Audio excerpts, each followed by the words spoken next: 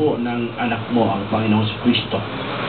Muli po kami nagpapasalamat sa kabutihan mo sa bawat sa amin, sa mga pagpapala na patuloy naming natatanggap.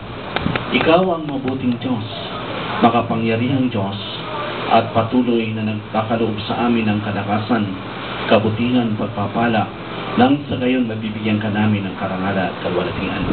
Salamat po na ang iyong anointing ay higit na mahalaga.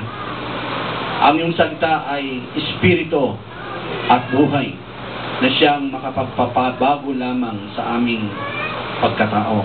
Kaya sa hapong ito, pinupuri ka namin at pinasasalamatan. In Jesus' name, Amen. Okay, sige po, pakitingnan ninyo ang inyong Biblia, pakibuksan doon sa Awit chapter 19. Tapos, ang babasahin po natin ay mula po doon sa verse 7 hanggang 11. Kasi po, itong versikulong ito ay tungkol po sa mga pakinabang sa pagsunod ng salita ng Diyos. No, napakahalaga na araw-araw ay mayroong salita ng Diyos, at sabi nga natin ay yung pakinabang nito ay maliban po sa tayo'y natututo doon sa salita ng Diyos, nalalaman po natin, nagkaroon tayo ng karunungan, higit na may kasunod na pakinabang yung pagsasagawa nito. Amen po, kasi lahat naman tayo ay talagang sanay na makinig. Ngunit ang medyo may problema po tayo doon sa pagsunod. Amen po ba? Kaya sabi ng Biblia, ang aking bayan ay nawawasak dahil sa kakulangan sa kaalaman. Amen po ba kayo? Sabihin nga po natin Amen. Amen. Okay. Tayo po na mga Kristiyano ay hindi na po tayo salat sa kaalaman. Ano po ang kulang sa atin? Pagsunod na. Kasi bakit? Kung ilang buwan, isang taon, maraming taon ka na nakikinig ng salita ng Diyos, tiyak alam mo na yung salita ng Diyos. Kaya nga, dahil alam mo na ang salita ng Diyos, sabi niya, malayo na sana sa atin yung paghihirap, pagdurusa o pagkawasak. Pero ang dahilan po kung bakit pa rin tayo nahihirapan, dahil ang problema muli ay uulitin ko, yung pagsunod. Amen po. Okay, kaya ho, sige, basahin po natin doon sa ating versikulo, sa ating Bible, yung mga versikulong ito. At basahin nyo na rin dyan sa version nyo, yung malapat na version. At mayroon po tayong isang version din doon. Sabay na po natin babasahin. Okay, sabi ko doon, Awit, chapter 19, verse 7 hanggang 11. Ang kautusan ng Panginoon ay ganap, muling nagpapasigla sa kaluluwa. Ang matuntunin ng Panginoon ay matuwid, ito'y nagdudulot ng ganap sa puso. Ang mga utos ng Panginoon ay maningning, nagdudulot ng liwanag sa mga mata. Ang pagkatakot sa Panginoon ay dalisay, nananatili magpakailanman. Ang mga kautusan ng Panginoon ay tiyak at matuwid na lahat. Higit itong mahalaga kaysa ginto, kaysa maraming dalisay na ginto. Higit pa sa pulot ang tamis nito, higit pa sa pulot ng nabuhat sa bahay ng pukyutan. Dahil sa mga ito, pati yung alipin ay nababalaan. Sa pagtupad nito, may gantimpalang nakalaan. Sabihin nga po natin, gantimpalang nakalaan. Okay. Ang gantimpalang nakalaan ay doon sa tumutupad nito. Sabihin nga po natin, Amen. Amen. Napakahalaga po, no? Kasi tulad doon ang sinasabi ko, madalas ko pong sinasabi sa kapakinabangan po nating lahat, maari ho nagagamit ho natin yung lahat ng resources natin, no? Para lang ho dumalo. Sabi ko nga, yung mga damit natin ito, naluluma. Mga sapatos natin, nagagasgas. Tapos namamasahe pa po kayo pumunta rito. Instead na dapat matutulog kayo ngayon, instead na dapat na naglalaba kayo ngayon, naririyan kayo nakaupo at nakikinig. Amen po? Pero niya rito, dahil sa inyong pagpupurian at kayo'y nakikinig, may nakalaan na gantimpala. Amen? Diba? Paggantimpala, doon laki ng mata natin. Pero ito yung salita ng Diyos. Siya naman ang nagsabi na pag tayo nakikinig at sumusunod, tayo ay may nakalaan na gantimpala mula sa ating pakikinig at pagsunod. Amen po. Kaya yung mga testing sa buhay natin, isa'y bahagi ito ng buhay natin na kung saan ito ay naging paraan upang lalo po tayong makinig sa salita ng Diyos. Amen. Babalikan ko ho yung mga pakinabang sa pagsunod ng salita ng Diyos doon sa mga bersikulo na ating binasa. Sabi po niya, ano ang kautusan ng Diyos? Una, sabi po rito, ang kautusan ng Panginoon ay ganap, 100% sure, perfect, tama ang lahat ng kautusan ng Diyos. Kaya kung kayo ay nagbabasa ng maraming, alam mo natin, nung nag-aaral tayo, mayroon tayong mga binabasa tungkol sa good manners and right conduct, no? May mga rules tayong nababasa. Pero alam nyo, marami hong lapses doon. Kasi sabi nga doon, yung standard doon, mayroong lagpas, mayroong hindi umaabot sa standard. Pero mayroong total standard, perfect standard, na kung saan ito ay walang iba kundi ang salita ng Diyos. Ito ay hindi lalagpas, hindi kakapos, no? Itong salita ng Diyos. Pero sa Word, tulad ng sasabihin ko sa inyo, sabi nga maaring maraming kapos, hindi tayo umabot. At may maaring iba naman ay higit sa dapat nating gawin, no? Pero muli, uulitin ko, ang salita ng Diyos is ganap, 100% perfect.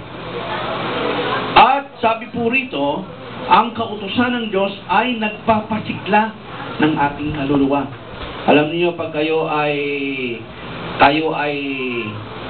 nalulungkot, ang salita ng Diyos ay nagpapalakas ng ating kaluluwa. Ang mga tuntunin ng Panginoon ay matuwid o tama. Ito'y nagdudulot ng galak sa ating puso. Ang mga utos ng Panginoon ay maningning, nagdudulot ng liwanag sa ating mga mata. Amen po ba kayo roon? Pag mayroon kayong hindi naunawaan, hindi maliwanagan, ito pong salita ng Diyos ang nagbibigay sa atin ng liwanag, nagtuturo, nagbibigay sa atin ng wisdom and understanding. Malalaman mo kung paano mo gawin ang lahat ng bagay para sa lalong ikabubuti. Kaya nga, praise the Lord. Pag pinakinggan niyo ito ngayon, ano ang sabi roon muli sa verse 11? Dahil sa mga ito, no? Dahil sa pagtupad nito, may gantimpalang nakalaan. Amen po ba? Huwag niyong kalimutan, ha? May gantimpalang nakalaan. Pero hindi mo makakamit ang gantimpala kung hindi mo matutupad ang salita ng Diyos. Okay, ito pa po ang isang mahalaga. Sabi niya dito, no? Sa verse 10. Kaya nga po lagi kong ina-announce yan sa barangay, no? Kung mayroon kayong tinitreasure sa bahay ninyo, mahalaga itong mga bagay na ito, no? May mga bagay kang nakikita. At higit sa lahat, mayroon kang pinagkatago-tago sa baul ng ginto, pilak at kwarta. Oh? Amen po ba karon? Pero tingnan nyo kung gaano kahalaga ang Biblia, kung gaano kahalaga ang salita ng Diyos sa buhay natin. Sabi po rito, ano ho ang Biblia na kung saan naruroon ang kautusan ng Diyos? Naruroon ang mga salita ng Diyos. Sabi po sa verse 10, higit itong mahalaga kaysa ginto, kaysa maraming dalisay na ginto. Amen po ba? Yung literal na ginto, napakahalaga sa atin. Itong video ko, pinagmamalaki ko kasi gintong-ginto. Pero hindi nila alam na pag nagasgas, hindi na ito ginto. Pero dahil sa labas niya ay napakaganda, tinitreasure mo mabuti. Pero sabi ho dito sa atin, ang salita ng Diyos, ang Biblia, kung sino pa ang walang Biblia, kunin nyo yun, no? Sabi niya, higit pa sa ginto at pilak ang Biblia. Kaya ito ang pinaka-treasure na kung mayroon naka-display sa bahay niya, alam niyo may mga display tayo rito, ang gaganda tingnan. Isang linggong pinaghihirapan. Magaganda lahat, pero sabi niya walang panama yan sa dapat nating i-treasure ang salita ng Diyos. Hindi makakapantay ang ginto at pilak, literal na ginto at pilak na nakatago doon sa ating sambahayan. Compare sa kahalagaan ng salita ng Diyos. Amen po. Kaya siguro pag umakyat kami sa bahay ninyo, nasaan yung Bible nyo? Nandun sa baul. Sabi niya, ito ang dapat na tinitreasure natin sa loob ng bahay. Kung may nakikita na unang-una, mahalaga itong mga bagay nito, pero ang dapat unang nakikita yung ating Biblia sa loob ng bahayan. Tapos ito yung lagi mong tinitingnan-tingnan, hindi yung maya-maya, cellphone mo, titingnan-tingnan mo, hindi pa nagre-ring, tinitingnan mo kasi napakahalaga sa iyo yung cellphone, di ba? Napakahalaga sa iyo yung mga bagay na ito, yung tablet, mahalaga yung mga gadget sa loob ng bahay, pati computer. No? Doon tayo lagi nakatingin. Pero yung Biblia, amen po ba? No? Para parehas tayo doon, no? Puro cellphone ang tingin, puro kalansing sa bulsa. Mahalaga kasi sa atin, no? Pero sabi nga dito sa binabasa natin, higit pa ito sa ginto at pilak yung ating Biblia na kung saan naroon ang kautusan ng Diyos. Okay, saan na ba yun?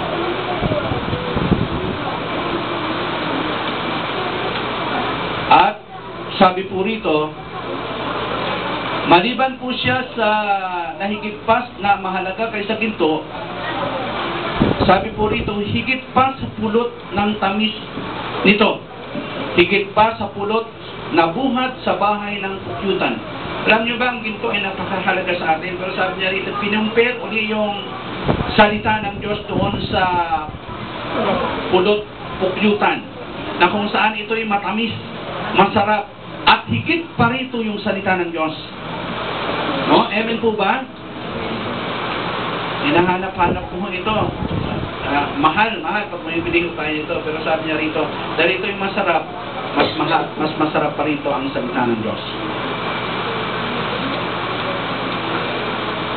Ngayon alam ninyo, gaano ho ba kahalaga ang salita ng Diyos? Mayroon kasing katanungan doon sa verse 12 at saka 13. Maliban po na may salita ng Diyos, hindi natin basta-basta nakakita yung mga mali natin. Yung tama at mali ay hindi basta-basta natin nakikita. Pero sabi po ng verse 12 at saka verse 13, sa pamamagitan din po ng salita ng Diyos, makikita din natin yung ating mga kamalian. Sabi po niya rin, babasahin ko ano. Sabi po niya sa verse 12, Sinong makakakita sa kanyang mga kamalian? Paano natin makikita ang ating mga kamalian? Sa pamamagitan din po ng Biblia. Alam mo ba ninyo na marami mo talaga akong nadaluhang mga gawain ng salita ng Diyos. Pero alam nyo, hindi lahat na ilalabas yung mga pagtuturo doon. Sa ibang church, pwede na yan. Tingin po kayo rito. Kaya ito ipinaglalaban ho natin mabuti. Sa ibang church, hindi lang ho naman tayo yung tama. Parang hindi yung tama. Kaya lang mayroon ho akong nakikita mga lapses nito, mga kulang. Sa ibang church, maraming katwiran. Pastor, pwede na yan. Ay kung minsan makikita mo yung pastor nakatayo doon sa harapan, nakamaong, naka-long sleeve na, pero hindi nakatakin. No, alam nyo ba, nasabi ko nga, kung hindi namin ito gagawin, hindi namin tuturo ito sa inyo, yan mo sa labas, at pumasok kayo sa loob, na parehas lang naman, hindi mo kayo may i-improve. Bakit pa po tayo sisikap dito kung hindi lang naman tayo mababago sa pamamagitan ng salita ng Diyos? Kaya po ang salita ng Diyos is 100% perfect. Hindi natin pwedeng bawasan at hindi rin natin pwedeng dagdagan. Kung ano ang lang ang nasa Biblia, yun ang tama. Amen po ba? Kaya nga sabi ko, 100% yung standard niya is nasa tamang standard. Sa Word, kulang sa standard, may susobra sa standard. Pero sa Biblia, ito po yung perfect standard. Ang mga kabataan po ay matututo at hindi magkakamali kung tulad ng sinabi doon sa Kawikaan chapter 22 verse 6, turuan mo ang bata sa daan na dapat niyang lakaran at sa kanyang paglaki, hindi niya ito hiwalayan. Kaya nga ang tinuturo natin sa loob ng iglesia ay mga bagay na kung saan dapat nilang matutunan hanggang sa kanilang paglaki at sa kanilang paglaki ay hindi na ito hihiwalayan. Amen po. Alam niyo ba, sabi rito, paano natin makikita ang kamalian? Paano natin makikita ang mga kamalian? Makikita lamang natin sa pamagitan ng salita ng Diyos. Kaya nga, di ba madalas ko, uulitin mo naman na uli sa inyo mga young people. Kasi naging usong-uso yung tattoo. Kung nakalambuan ninyo sa Biblia, Leviticus 28:19, balikan ko na lang parang hindi ako nagkakamali tungkol sa bagay dito. Kasi ito yung uso. Pero, sa Biblia, hindi pwede yung kahit anong uso. Pakitinan na po ninyo.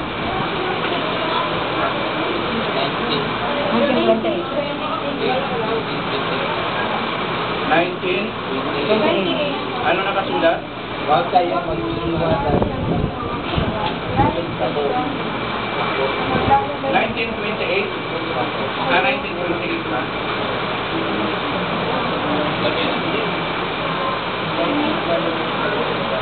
Ano saan nakasulat? Babasan ko po muli. Huwag kayong mag-iiwa, kapatawanan tayo sa isang nagpapatay, naglalagay ng tato. Okay, alam mo ninyo, isa ito sa lagi kong pinabasa, inuulit-ulit, nasabi rito, huwag kayong maglagay ng tattoo sa inyong katawan. Huwag maglagay ng tattoo. Pero ano ang uso? Ang mga bata ngayon, napakarami na. Kaya nga sabi ko, maraming churches na pwede na. Ano nakasulat sa Deuteronomy 22 verse 5? Deuteronomy 22 verse 5. Ibasa ninyo.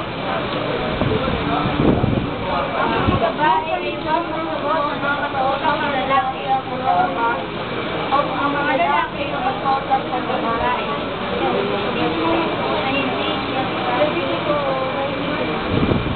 Okay.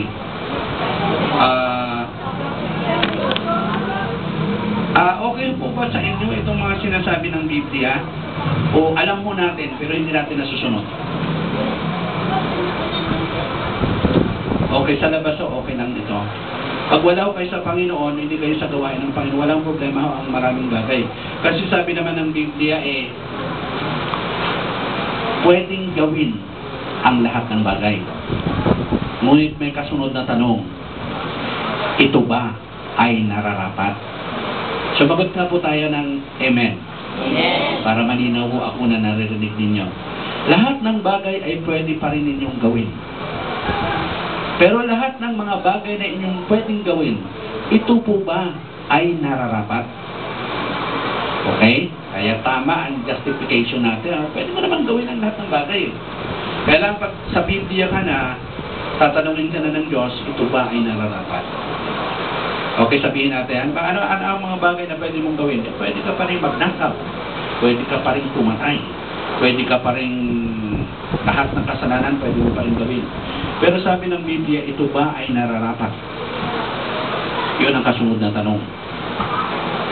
Kaya doon sa mga babae, pati sa mga lalaki, kasi yung mga lalaki ngayon nakapalda na. Sumagot na kayo ng Amen? Amen. Totoo hindi? Yung mga lalaki nakapalda na. Kaya tinuturuan nga namin. Yung mga bata, ngayong mga bata pa kayo, baka paglaki nyo, nakapalda na kayo. Marami kasi yung tayong batang tinuturuan dito. 40 ang regular. No? 40 ang regular na mga bata. At tinuturuan namin sila na ang mga babae, kaya nasasanay na rin sila, nakapistida na. Tapos ang mga lalaki, wag na wag magpalda. Kasi sa Biblia, ginagawa na ng mga lalaki itong mga kasuotang pambabae. Ano sabi niya rito? Huwag mong pahintulutang magsuot ng kasukutang panlalaki ang mga babae o ang mga lalaki ng kasuotang pambabae. Hindi po pwede sa mga lalaki ang nakapalda. Amen po ba? Amen. Kaya ngayon uso-uso ang palda. Nakagaon pa. Tinalo pa kayo. Mga babae. Tapos yung mga babae naman para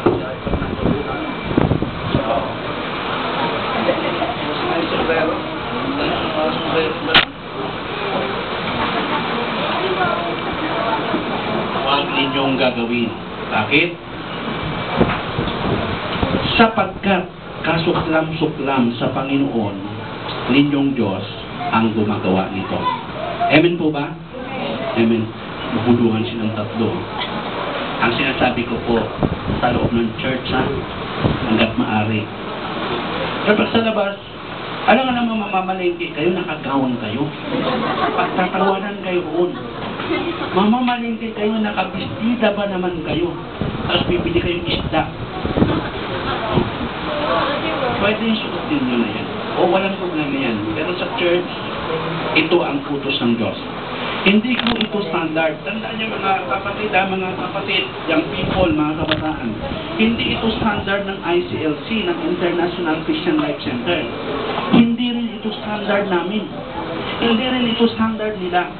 Ito ay standard ng Biblia. Kaya nga, ang standard ng Biblia ay hindi maaring bumaba at hindi pwedeng lumagpas. Kailangan kung ano nakasulat sa Biblia. Amen po ba kayo? Ang Biblia ay sinasabi ng Biblia, mayroon hong disiplina. Pero bakit mayroong disiplina? Dahil nagpamalasakit ang Diyos po sa kanyang mga anak. Bakit tayo pinagsasabihan? Kasi hindi pwede yung ganyang forma. Magsasalita ka sa gitna, kung 10 yan nakatingin, 20 mata ka nakatingin sa iyo. Lahat na sasabihin ko, anong sasabihin ninyo? Makasipag kayo, sabihin ko. Sasagot ka sa likod, pamuhay mo yan. Diba, amen po ba kayo roon? Kasi hindi pwede yung standard na hindi mo susundin. Bagamat hindi mo kaya i-perfect, kailangan mo itong bigyang pahalaga at hanggat maaari ito ay yung susundin. Kasi bakit? Hindi ang church ang iyong sinusunod. Hindi ang mga pastor ang iyong sinusunod. Kundi kung ano ang nakasulat sa Biblia. Amen po. Kaya doon ako malinaw mabuti na hindi ko pwedeng sabihin sa inyo yung mga bagay na gusto kong sabihin. Kundi sabi ng Biblia, ipangaral mo ang salita. Sabihin mo lang kung ano na ang sinabi ko. Huwag mo nang dagdagan. Baka may marinig kayo, may nakita akong pangitain. Nakita ko si Kuya Joseph naglalakad sa alapaap. Wala sa Biblia yun eh. Wala sa Biblia, baka guni-guni lang, baka gutom ko lang yun. Pero pag binasahan ko sa Jeremiah 29 verse 11, hindi ako nagkamali sa sabihin ko sa kanya. Jeremiah 29 verse 11, sapagkat ang aking plano ay ang planong ikaw pakundarin, bigyan ng magandang kinabukasan at hindi ipapahamak. Hindi po ako nagkamali roon. Pero pag nakita ko, si Giselle, pagdating ng araw, magiging presidente, nakikita ko yan. Tapos, ako nakikita kong yayaman. Wala yung sa Biblia na ako. Basta sabi niya na tayo yayaman. Amen po ba? Yun ang tama. Hindi yung may nakasulat, si Kuya Jess ay yayaman. Wala nakasulat doon. Ang sinabi niya, lahat tayo ay pwede. Amen po ba? Pero ano ang sinasabi roon? Ang lahat ng nakakarinig at tumutupad ng salita ng Diyos ay may nakalaang gantimpala. Kaya kung ikaw ay pagpapalain, dahil ikaw ay tumutupad sa salita ng Diyos. Kung yung iba nakikinig din, hindi naman tumutupad, maaring lamang ka sa kaysa sa kanila. Kasi ang importante ay nakinig at tumutupad ng salita ng Diyos. Kita niyo ang forma ko. Bigay lahat yan. Hindi, napakabuti mo ng Diyos. Ayaw niya natin, tatayo ako rito, tapos utay-utay, pagtaas mo ng kinikiti ko, taas. Kaya laging bago yung mga suot ko eh. No? Laging bago kasi pinatutunayan lamang mo ng Diyos na tama yung kanyang salita. Hindi kita iiwan ni pababayaan. Basta't gawin mo lang, magsalita ka, mangaral ka, magturo ka ng salita ng Diyos. Amen po? Okay. Kaya nga, makikita natin ang ating mga kamalian sa pamagitan ng salita ng Diyos. At sabi po rito, makikita rin natin kung paano tayo mapatawad ng salita ng Diyos. Dahil naroon din sa Biblia, 1 John 1:9, kung ano nakasulat? Sa 1 John 1:9, kung ipapahayag mo ang iyong mga pagkakasala at humingi ka ng kapatawaran, ikaw ay kanyang lilinisin at pabanalin. Amen po ba? Doon din may assurance ka rin na pag ikaw ay nagkamali, patatawarin ka ng Diyos. Okay, pagkatapos na ikaw ay magkamali at napatawad ng Diyos, tingin po kayo rito, please. Kasi minsan madalas ko itong binabantayan na baka pa na nagsasalita ako, paglabas nyo wala kayong natutuhan. Tapos, nagsalita ako, tanggal na lahat yung laway ko. Ang number one pa namang problema daw ng mga speaker is, totoo ito, narinig ko na eh. Ang number one na problema ng mga speaker ay yung hinting ba? Matalsik. May isang problema talaga. Pag salita ka lang ng salita talaga, ang problema mo talaga ay lagi ka mag-toothbrush. Kasi yun talaga ang problema ng isang speaker. So kaya pagka may napansin kayo, huwag nyo nang pansinin, kunyari hindi nyo na kita. Okay.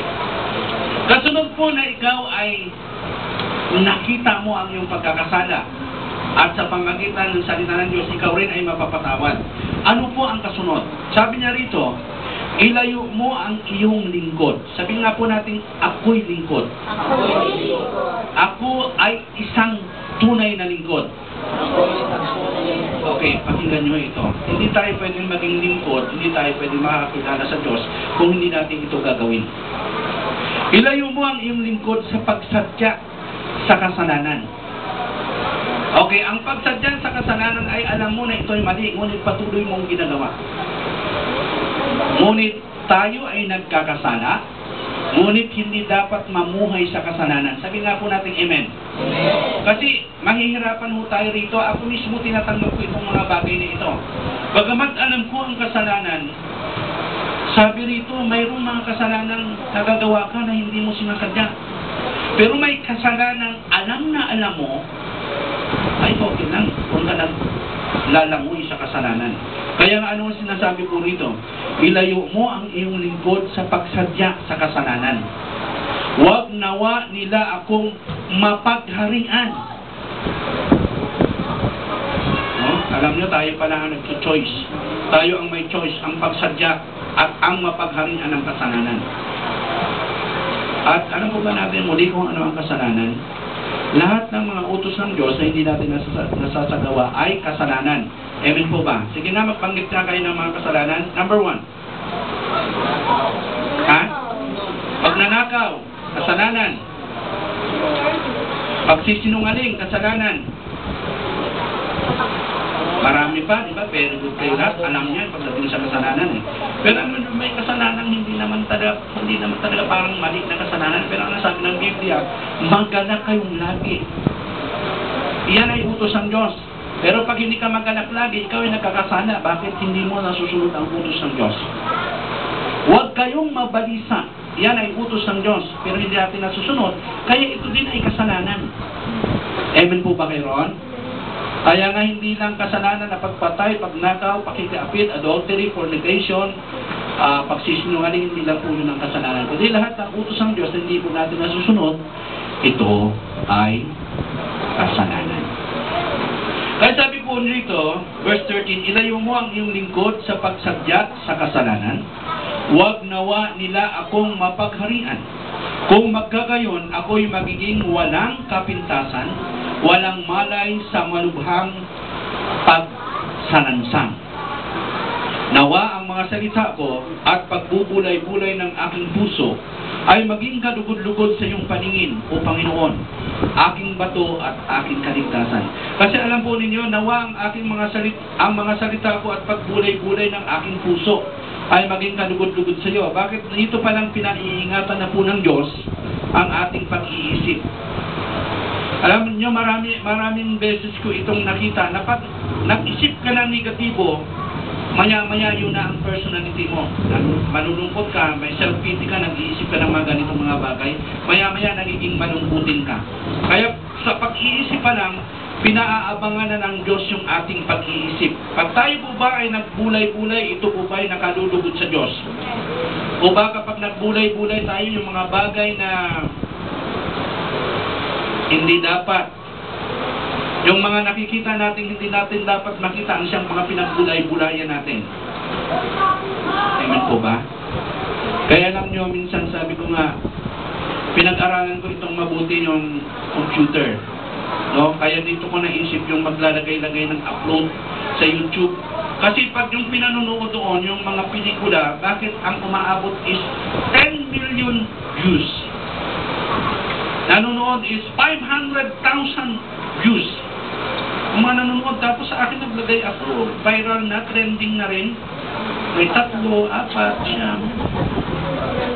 Grabe sa. Kaya tandaan ninyo, ano ang pinanonood nyo roon? Pag ito'y nakikita ninyo, ito'y pagbulay-bulayan ng isip ninyo. Kaya naisip kong maglagay noon sa YouTube ng mga preaching dito para ako mismo uubusin ko yung oras ko sa kapanood nun. Kaya mayroon na akong views doon na marami na, 300. Yan, hindi noon, 300 na. Yung akin doon, 100 na siguro. Saka ulit-ulit ko lang. Kasi bakit mas mahalaga doon muna uubusin yung oras mo kaysa manonood ka ng mga 10 million views na puro lang naman kung ano-ano nakikita mo ron. Amen po ba? Eh para madagdagan naman yung views ko, panoorin nyo naman. Hindi. Jess Pael din, nakikita niyo doon mga kantahan natin dito. Preaching ninyo, nandoon na si Joseph. Yung gusto ko mapanood mo yun eh. O, nandoon na. Kaya lang hindi pa kasi nag-appear yung pinaka-picture niya. Pero mababasa mo na roon. Basta i-type mo yung pangalan ko, Jess Pael din. Lalabas lahat ng in-upload ko roon. Pakikita mo yung title. Patutuo ni Joseph Vargas. Patutuo ni Rosalie. Diba nandoon na. Kaya tingnan nyo yun, ano? Kasi bakit nyo kayo napanoorin? Ay sa iba ang mapapanood nyo. Ay doon mga katulong mo, ito sa inyo, ma-improve yung mga paraan ng pagtayo dito sa gitna. Kaya nga, mula nang makita ko yan, lagi nang maayos yung damit ko. Hindi ko na tinataas dito. Kasi bakit pala tingnan? Pero pag nakaayos ang ganito, mas formal, mas maayos yung personality mo. Amen po ba kayo roon? Kaya mahalaga na nakikita ninyo ang inyong sarili sa pamagitan ng mga bagay nito kaysa yung kung ano-ano napapanood nyo. Okay, kaya nga sabi niya rito, sa pagbulay-bulay, sa ating paningin, sa ating mga mata, saan natin ito ginagamit? Ito ang paraan para makalayo tayo sa kasalanan. So, yung mga teleserye doon, pinanonood ninyo, hindi lang kayo, pati ako nanonood. Mga dream that. Ganyan. Papanood ko yan eh. Bakit? Hindi ko naman sila kayang pigilan. Kaya ako nakatumanga ng tanong. Tapos pag manood pa ng mga kung iba-iba nagkikwento pa sa akin na pinanonood nila, sabi ko, dito tayo nadadaya. Kasi, bakit? Dinajustify natin. Ang ganda! Dahil yung pastor nakausap ko siya, no? Pinanood ko yung saan ba yung pelikula? Basta sabi, ang ganda ng view, ang ganda ng lugar. Sabi ko, nadaya ka na naman, pastor eh. Dinajustify mo lang na hindi naman dapat para sa ating mga pastor yan. Kaya lang dinajustify mong tama kasi ang ganda daw ng view ko na nakikita niya sa pelikulang yun. Pero sabi ko, dinadaya mo lang sa sarili mo, hindi naman talaga view ang pinanood mo yun. Pero sa ating mga Kristiyano, mga kapatid, young people, mga kabataan, hindi na sa atin yung pupunta kayo ng sinihan. Hindi na sa atin yung manunod kayo ng action, love story, makikinig kayo ng worldly music. Kung ano ang mga worldly music na yun, tapon nyo na. Turungin nyo, huwag nyong ipamigay, huwag nyong ibenta. Dahil mapupunta lamang sa iba. Okay, ito na ho, no? Napakahalaga na yung salita ng Diyos, ang kautusan ng Diyos, ay alam po natin ganap at ito lamang ang makapagiging ganap po sa atin bilang mga anak ng Diyos. Pakinggan nyo yung warning naman ng hindi pagsunod sa salita ng Diyos.